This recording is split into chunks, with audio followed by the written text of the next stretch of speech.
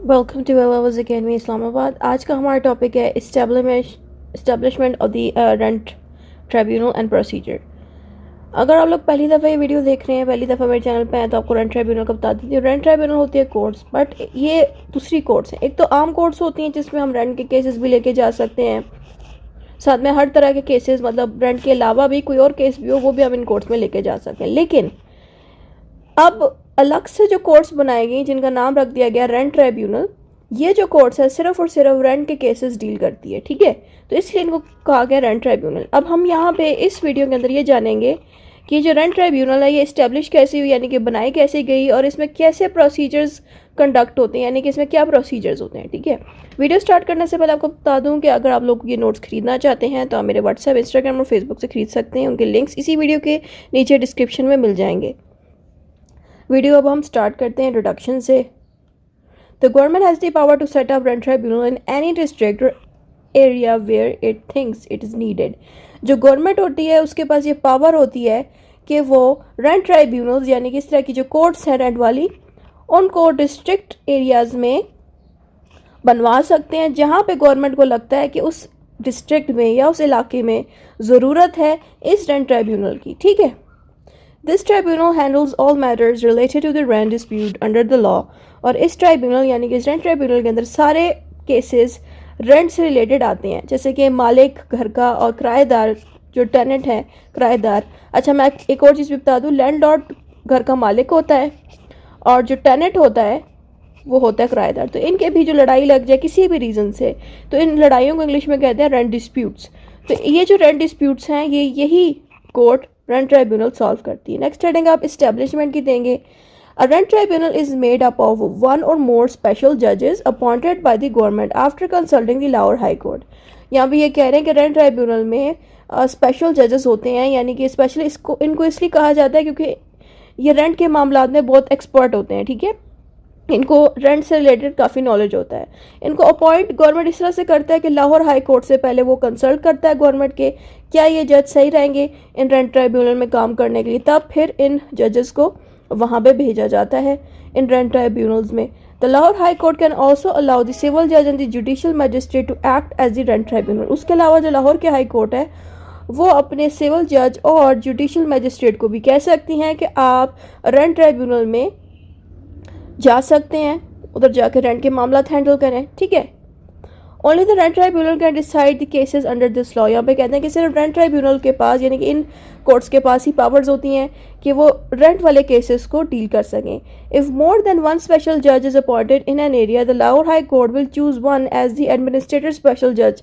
यहाँ पे ये कह रहे हैं कि एक ही इलाके में या एक ही डिस्ट्रिक्ट में एक से ज़्यादा जज उस रेंट ट्राइब्यूनल में चले गए तो उनमें से जो एक्स्ट्रा जज होएगा उसको एडमिनिस्ट्रेटर स्पेशल जज बना दिया जाएगा, ठीक है। एडमिनिस्ट्रेटर स्पेशल जज क्यों कहा जा रहा है? क्योंकि ये थोड़े से एडमिनिस्ट्रेशन से रिलेटेड काम भी कर रहे होंगे जुडिशरी के साथ साथ, ठीक है। नेक्स्ट हेडिंग आ जाती है रेंट रजिस्ट्रार। रेंट रजिस्ट्रार कौन होता है? ये एक ऑफिसर होता है जो रेंट के इदारे में बैठता है। इनका ये काम होता है कि जो भी एग्रीमेंट रेंट का, अगर कोई एग्रीमेंट हो जाए या रेंट का कोई भी रजिस्ट्री करानी हो तो यही जो है ऑफिसर रजिस्ट्री करवाता है। तो इसलिए इनका नाम हम रजिस्ट्रार पढ़ेंगे क्योंकि ऑफ कोर्स इनका काम होता है डॉक्यूमेंट्स को रजिस्टर कराना। लेकिन ये कौन से डॉक्यूमेंट रजिस्टर करते हैं? रेंट वाले डॉक्यूमेंट्स को। इसीलिए यहाँ पे हमने बताना है कि जो गवर्नमेंट है वो रेंट रजिस्ट्रार को भी अपॉइंट करा सकती है उस इलाके के लिए जहाँ पे ज़रूरत होगी इनकी। The rent registrar keeps a record of tenancy agreement, agreement to sell and other agreement related to the rent property. ये कह रहे हैं टेनेंसी होता है किराए वाला एग्रीमेंट, रेंट वाला एग्रीमेंट, उसको टेनेंसी एग्रीमेंट भी आप कह सकते हो। अगर टेनेंसी याद नहीं रहा तो आप रेंट एग्रीमेंट भी लिख सकते हैं। तो यहाँ पे कह रहे हैं कि टेनेंसी एग्रीमेंट का रिकॉर्ड, उसके अलावा एग्रीमेंट टू सेल और उसके अलावा जितने भी एग्रीमेंट्स हैं जो रेंट से रिलेटेड हैं या रेंट के अलावा भी हैं, तो वो सारे मामला यही रेंट रजिस्ट्रार हैंडल करते हैं जो कि प्रॉपर्टी रेंट से रिलेटेड हों। फिर आगे आता है staff and establishment. The government can appoint staff for the rent tribunal to help with its work. यहाँ पे कह रहे हैं कि जो गवर्नमेंट है जब जजेस की अपॉइंटमेंट करवा देता है हाई कोर्ट से कंसल्ट करके, जजेस को जब इधर भेज देता है इस कोर्ट में, फिर इस कोर्ट में जो बाकी के वर्कर्स हैं और जो बाकी के स्टाफ हैं वो भी यही गवर्नमेंट अपॉइंट कराती है इसी कोर्ट के लिए। फिर आता है filing and application. Applications about the rented property must be filed in the rent tribunal of that area. The administrative special judge may hear the case or give it to a special judge. The application must clearly state the facts and relief. अच्छा, यहाँ पे आसान करके समझते हैं एक चीज़ कि application अगर जो मालिक है घर का, लैंडलॉर्ड या टेनेंट किराएदार, वो प्रॉपर्टी से रिलेटेड एप्लीकेशन भेज सकता है इस कोर्ट को, ठीक है, जो उनके इलाके में आती है कोर्ट रेंट ट्राइब्यूनल की। फिर वो जो एप्लीकेशन है या तो एडमिनिस्ट्रेटिव स्पेशल जज हैंडल करेगा, अगर एडमिनिस्ट्रेटिव जज मौजूद नहीं है तो जो दूसरा स्पेशल जज मौजूद होएगा वो फिर इस एप्लीकेशन को देखेगा। एप्लीकेशन के अंदर सारी मालूमात, इंफॉर्मेशन प्रॉपरली मेंशन होनी चाहिए, यानी कि क्लियरली स्टेट होनी चाहिए, क्लियरली दिखे कि क्या क्या बातें उसमें लिखी गई हैं, ठीक है। और फैक्ट्स मीन्स हकीकत, जो कुछ भी हुआ है पार्टीज के बीच, जो हकीकत हुई है, जो सच में बात हुई है, वो सारी बातें भी उस एप्लीकेशन में लिखी हों। उसके अलावा उस एप्लीकेशन में ये बात भी बताई जाए कि वो पार्टीज क्यों कोर्ट आ रही हैं, उनको क्या रिलीफ चाहिए, यानी कि क्या आसानी चाहिए कोर्ट से, ये चीज़ भी उस एप्लीकेशन में मेंशन हो। And include all related documents, उसके अलावा जो भी ज़रूरी डॉक्यूमेंट्स हैं जो उन पार्टीज़ को लगता है कि ज़रूरी रहेंगे इस केस के लिए, तो वो डॉक्यूमेंट्स भी वो लोग लाजमी इस एप्लीकेशन के साथ जमा कराएं कोर्ट को। फिर आता है if the case is for eviction. अब एविक्शन क्या होता है? टेनेंट को निकालना, किराएदार को निकालना, ठीक है।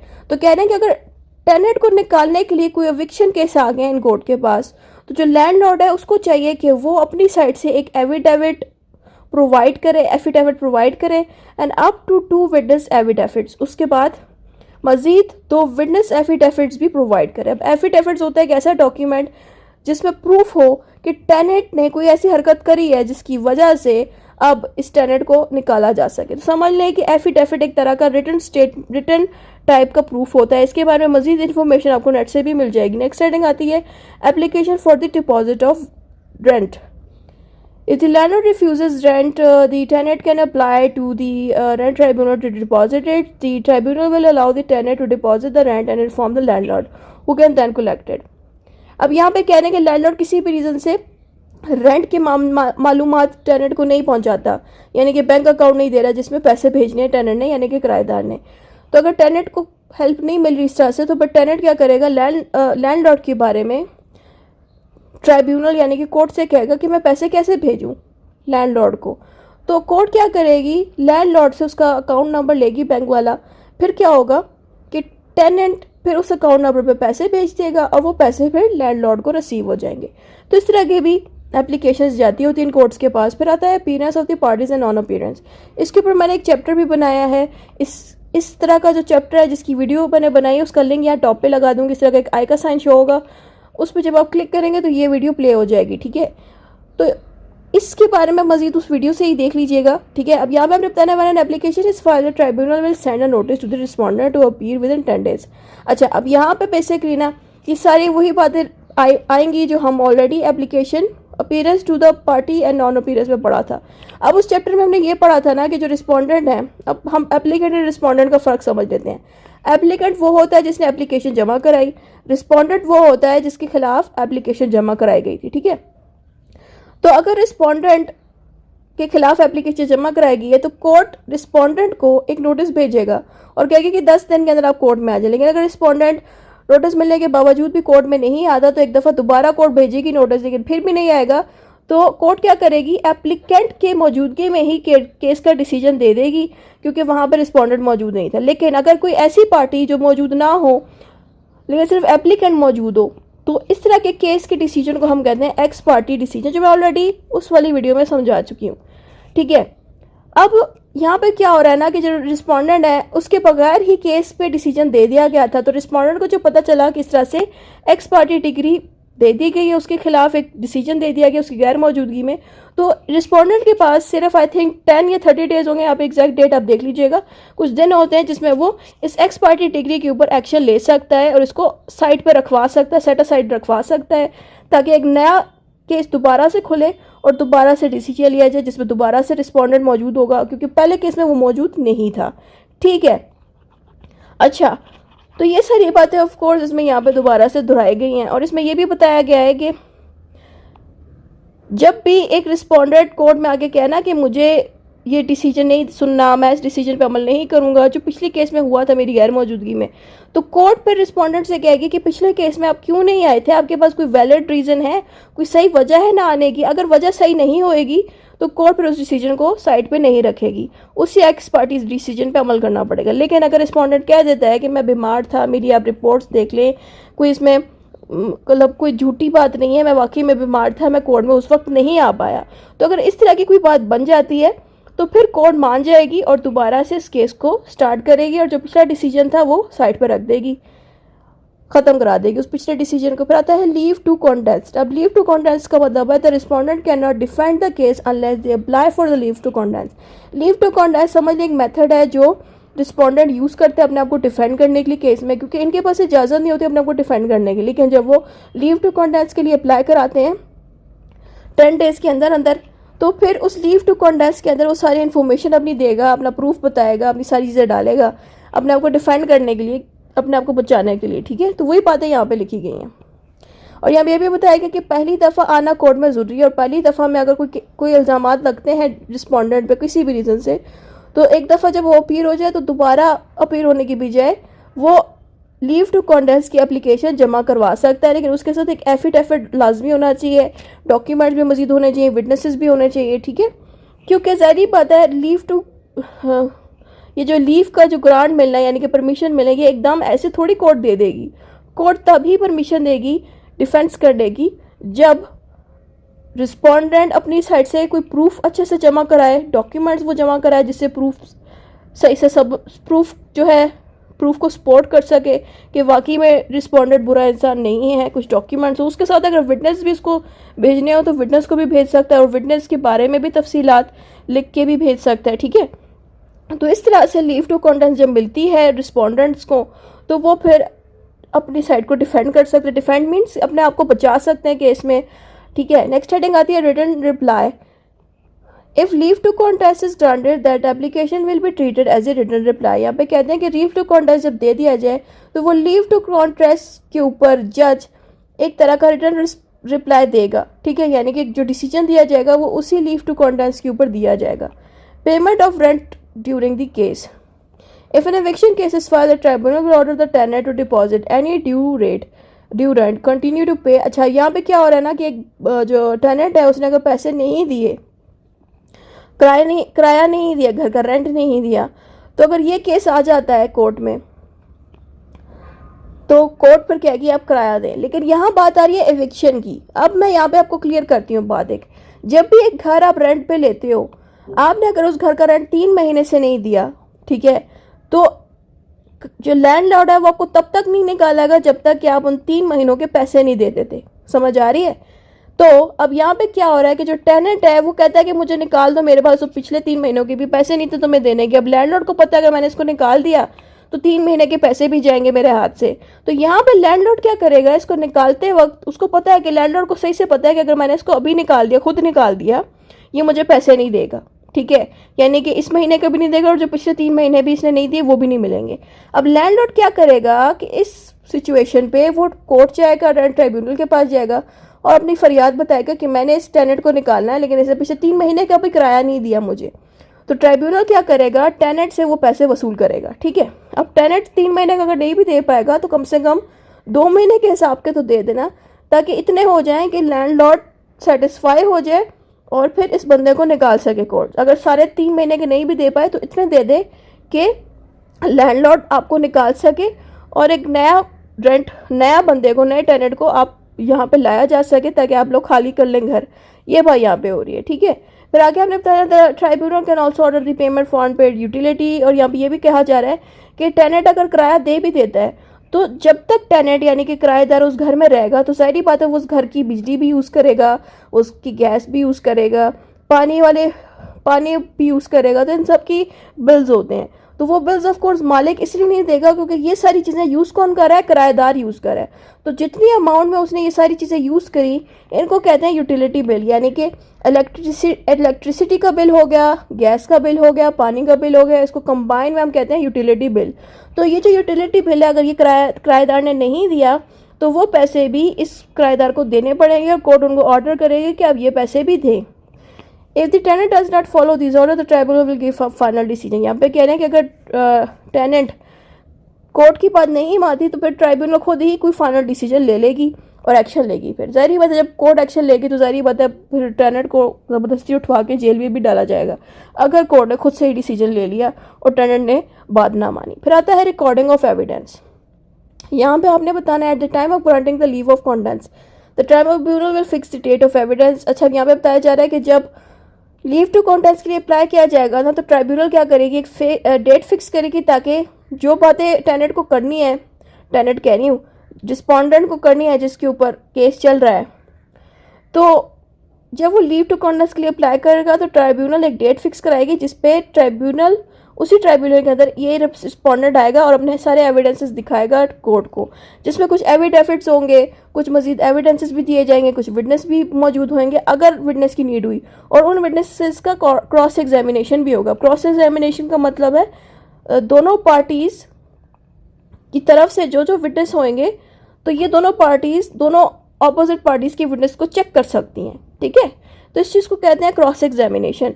और क्रॉस एग्जामिनेशन के लिए सबसे पहले तो आपको कोर्ट से पहले परमिशन लेनी पड़ेगी कि क्या क्रॉस एग्जामिनेशन किया जा सकता है कि नहीं, ठीक है। फिर हमने बताना है कि each party will get only two chances to present the evidence. उस पर कह रहे हैं कि सिर्फ 2 दफ़ा ही चांस मिलेगा एविडेंस को प्रेजेंट करने का। अब ये नहीं कह सकते कि दो दफ़ा आप कोर्ट जा चुके हो और दोनों दफ़ा आपने एविडेंस जो है दिया है कोर्ट को, लेकिन फिर आप कहते हो नहीं अगला एविडेंस मैं तीसरी पेशी में दूंगा, यानी कि तीसरी दफ़ा मैं आऊँगा तब दूंगा, ऐसा नहीं होएगा। सिर्फ 2 ही चांसेस आपको मिलेंगे अपना एविडेंस प्रेजेंट करने के लिए, ठीक है। फिर adjournment of the cross examination will only be given for the good reason. यहाँ पे कह रहे हैं कि अगर क्रॉस एग्जामिनेशन को रोका जाए तो रोकने के पीछे भी कोई रीज़न होना चाहिए। एडजॉर्नमेंट मीन्स रोक देना, रोकने के पीछे भी कोई गुड रीज़न होना चाहिए कि किस रीज़न की वजह से आप लोग रोक रहे हो विटनेस को देखने से, क्रॉस एग्जामिनेशन करने से। फिर आता है after hearing the evidence and argument the tribunal will give the final decision. और जब सारी आर्ग्यूमेंट सुन लेता है और फिर ट्राइब्यूनल फिर अपना एक फाइनल डिसीजन दे देता है। फिर आता है powers of the civil code. अब यहाँ पे आपने ट्राइब्यूनल और सिविल कोड की पावर्स का थोड़ा सा बताना है कि ट्राइब्यूनल की भी ऑलमोस्ट सेम पावर्स ही होती है सिविल कोड जैसी, ठीक है। जैसे कि सिविल कोड के अंदर इंसान कोर्ट में अटेंड करते हैं, यानी कि कोर्ट जाते हैं, एविडेंस प्रोड्यूस करते हैं, प्रॉपर्टी के बारे में सारी कोर्ट छानबीन करती है सिविल कोर्ट्स में, और डिफरेंट कमिश्नर्स को अपॉइंट करती है, इंस्पेक्शंस करती है, विटनेस की एग्जामिनेशन कराती है। तो जो चीज़ें मैंने अभी रीड की हैं सारा कुछ सिविल कोड में होता है और यही सेम टू सेम चीज़ें होती हैं रन ट्राइब्यूनल के कोर्ट्स में भी, ठीक है। Its procedures are treated as judicial and it can pass temporary order before the final decision. यहाँ पे कह रहे हैं कि ये जो रन ट्राइब्यूनल है ये भी आम कोर्ट्स की तरह ही होती हैं और ये कोर्ट्स भी टेम्परेरी ऑर्डर यानी कि टेम्परेरी डिसीजन भी नाफिज कर सकती है, लगा सकती है लोगों पे टेम्परेरी ऑर्डर भी यानी कि टेम्परेरी डिसीजंस भी, और इनके पास ये पावर भी होती है कि ये फाइनल डिसीजन भी दे सकती है, यानी कि इनके पास दोनों पावर्स होती है, टेम्परेरी डिसीजंस देना भी और फाइनल डिसीजंस देना भी, जैसे कि आम सिविल कोर्ट्स में होता है। फिर आता है टाइम लिमिट फॉर डिसीजन। यहाँ पे बताया गया कि रेंट ट्राइब्यूनल में अगर आपने एप्लीकेशन भेजनी है आपके पास सिर्फ 4 महीने होते हैं एप्लीकेशन भेजने के। अगर आपकी कोई लड़ाई लगी किसी बंदे के साथ तो अगर 4 महीने गुजार दिए हैं तो फिर रेंट ट्राइब्यूनल आपकी एप्लीकेशन एक्सेप्ट नहीं करेगी। If not hearing must be held daily until a decision is made. यहाँ पे कह रहे हैं अगली लाइन बेशक स्किप कर दें। नेक्स्ट हेडिंग आती है appeal. Anyone unhappy with the final order can. अच्छा, यहाँ पे कह रहे हैं कि जो डिसीजन इस ट्राइब्यूनल ने दिया था अगर उस डिसीजन से कोई भी पार्टी खुश ना हो, ठीक है, तो वो पार्टी जो खुश नहीं होगी इस ट्राइब्यूनल के डिसीजन से तो वो क्या कर सकती है, डिस्ट्रिक्ट जज को 30 डेज़ के अंदर अंदर एक अपील करेगी। लेकिन अगर 30 डेज़ गुजारने के बाद अपील करिए तो डिस्ट्रिक्ट जज भी आपकी हेल्प नहीं करेगी, इसलिए 30 डेज़ के अंदर ही आप लोगों ने अपील करनी है बड़ी वाली कोर्ट में जो इससे बड़ी हो।